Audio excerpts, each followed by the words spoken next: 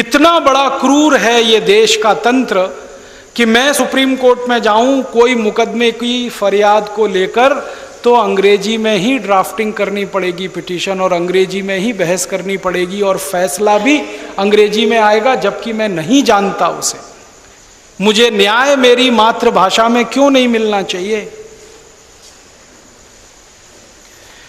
और supreme court के न्यायाधीश कोई लंदन से आए हुए लोग नहीं है, इंग्लैंड से आए हुए लोग नहीं है, वो इसी देश की माटी में पैदा हुए हैं। उनको हिंदी क्यों नहीं आनी चाहिए? कन्नड़ क्यों नहीं आनी चाहिए? मराठी क्यों नहीं आनी चाहिए? और अगर वो कन्नड़, मराठी, हिंदी नहीं सीख सकते तो उनको पैकअप करके लंदन ही भिजवा देना चाहिए। इस देश में उनकी जरूरत क्या है?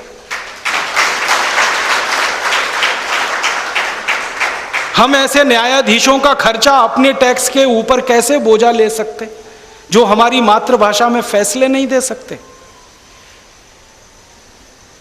अपने न्याय की फरियाद करने का अधिकार अगर मेरी मातृभाषा में मुझे नहीं है तो और क्या अधिकार आप मुझे देंगे? मैं इंजीनियरिंग करना चाहता हूं, मेडिकल साइंस में पढ़ना चाहता हूं मेरी मातृभाषा में, उसकी सुविधा क्यों नहीं होनी चाहिए इस देश में? सारी दुनिया के इंजीनियर जापानीज में तैयार होते हैं, फ्रेंच में, जर्मन में तैयार होते हैं, तो भारत के इंजीनियर हिंदी में क्यों नहीं तैयार हो सकते? मराठी में क्यों नहीं तैयार हो सकते? इस भाषा की गुलामी को तो खत्म करना ही पड़ेगा। शायद वैसे ही करना पड़ेगा जैसे अंग्रेजों की गुलामी को हमने खत्म किया। शायद अंग्रेजों को जिस तरह से हमने मार के भगाया इस देश से, वैसे ही अंग्रेजियत को भी मार के ही भगाना पड़ेगा इस देश से।